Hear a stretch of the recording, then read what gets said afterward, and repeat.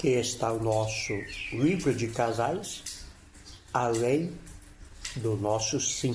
Você pode adquirir ele. E eu quero dizer que não existe casamento sem sexo. Casamento sem sexo é coisa de dois irmãos vivendo na mesma casa. É coisa de dois colegas vivendo na mesma casa e dividindo as dívidas da casa, o aluguel, a água, a luz e a comida. Entre casal precisa haver sexo. O sexo não é tudo de maior prioridade, mas eu garanto para você que ele é a cereja do bolo. Casamento sem sexo não existe, tá? Meu irmão, minha irmã, você tem que cumprir o seu papel de mulher e de homem. Não gosta de sexo, não quer fazer sexo, não case, tá? Não case. Casou, tem que ter sexo, tá? A não ser por um problema de doença da mulher ou do homem, tá? Mas se está tudo normal, não pode ficar sem fazer sexo. Não é o pastor Paulo, é a Bíblia que diz. Esse é o nosso livro de casais, além do sim. Você pode adquirir, tá? Muitos adultérios, muita prostituição, muita fornicação, masturbação, relação extraconjugal tem culpa, muitas das vezes, a mulher, ou o homem, o marido ou a esposa. Talvez você diga, mas por que, pastor Paulo, isso? Porque você não está cumprindo o seu papel de mulher e de homem. Porque o papel de homem e de mulher não é simplesmente pagar a água, a luz, o telefone, a internet, a Netflix e comprar comida e pôr dentro de casa.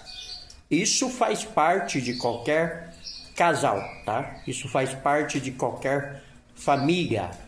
Mas, além disso, por isso que eu digo aqui nesse livro, além do nosso sim, você precisa pagar à sua mulher, ao seu marido, a devida benevolência. Qual é a devida benevolência de um casamento?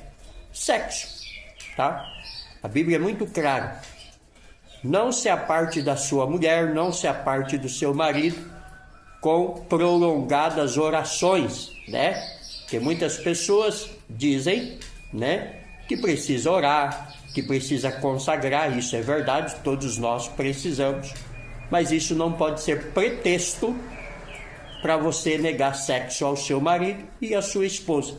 Porque se você negar sexo ao seu marido e à sua esposa, você está colocando ele e ela na mão do diabo.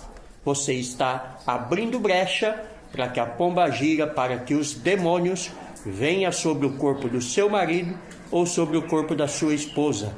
E você está pecando contra Deus, porque Paulo recomenda em 1 Coríntios 7 a seguir, que se for orar, se for consagrar, que tem que ser de comum acordo, ou seja, você precisa perguntar à sua esposa se você pode passar um período sem fazer sexo. Você precisa perguntar ao seu marido se você pode passar um período sem fazer sexo com ele para orar, tá? Tem que estar de acordo, mas Paulo recomenda que não se prolongue por muitos dias, para que Satanás não vos tente na carne. A traição, o adultério, é sim falta de caráter. Não tenha dúvida disso, não vou negar isso.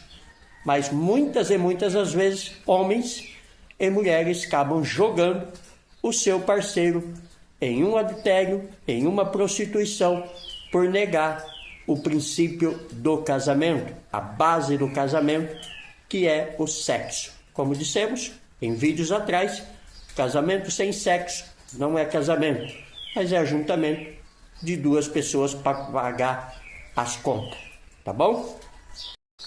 Esse é o nosso livro de casais, além do nosso sim. Por que além do nosso sim? Porque o nosso sim, no dia do casamento, é algo fácil. É algo que estamos emocionados, é algo que estamos carentes, é algo que estamos desejosos, né? Pois esperamos, às vezes, 6 meses, 1 ano, 2 anos, 3 anos, para chegar ao altar.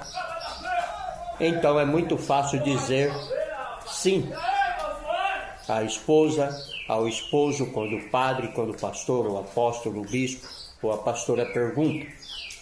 Mas o nosso sim, além do casamento, é porque precisamos continuar dizendo sim depois que vem os filhos, depois que vem o desemprego, depois que vem a enfermidade, depois que vem os dissabores, depois que vem a andropausa, depois que vem a menopausa. O sim que dissemos no altar, o sim que dissemos no dia do casamento, ele precisa continuar tendo, ele precisa continuar vindo. E o sim quer dizer, eu abro mão do meu eu abro mão do meu ego, eu abro mão dos meus desejos, eu abro mão de tudo aquilo que é meu para me dedicar a você, meu parceiro, minha parceira, minha namorada, meu namorado, minha esposa, meu marido. Além do nosso sim, não é no dia do altar. Além do nosso sim, é todos os dias, até que a morte os separa. Que casamento é isso? Além do nosso sim, é saber que você não casa para ser feliz, mas para fazer o seu cônjuge feliz. E quando você casa para fazer o seu cônjuge feliz, automaticamente você também é feliz. Essa é a grande verdade do casamento. Então, além do nosso sim, vai muito além do altar. Vai muito além do dia e da noite de núpcia. Além do nosso sim, ele tem que ser construído, dado, vivido todos os dias. Essa é a grande verdade. Descubra isso no nosso livro de casais e muitos outros assuntos. Convide-nos para uma palestra na sua igreja. Adultério não começa na cama, segundo os mandamentos do próprio Senhor Jesus, em Mateus 19 a seguir. O adultério começava na cama, na época da lei, que o adúltero e a adúltera era pego e eram mortos, apedrejados até a morte. Mas Jesus disse que o adultério, ele começa no coração. Ou seja, quando você olha para uma mulher e deseja ela, Jesus disse que você já cometeu adultério. Quando você olha para um homem e deseja ele, você já cometeu adultério. Se esse homem ou essa mulher é casada, se você ou seu marido é casado. Se não for casado, é fornicação. Aí se são casados, desejou outra pessoa do sexo oposto, que não é o seu marido, que não é a sua esposa, você já cometeu adultério. É isso que nos fala a palavra do Senhor. É isso que nos ensina a palavra do Senhor.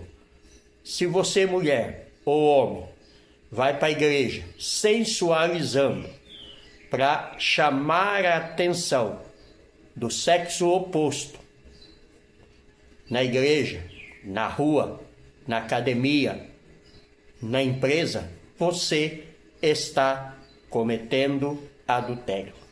Você só pode e deve sensualizar para o seu esposo ou para a sua esposa. Não para as pessoas da rua, não para as pessoas da empresa, não para os irmãos da igreja. Então, adultério não é ir para a cama. Ir para a cama é o ato consumado do adultério que já havia acontecido no seu coração. Amado e amada, é o que nos diz a palavra de Deus.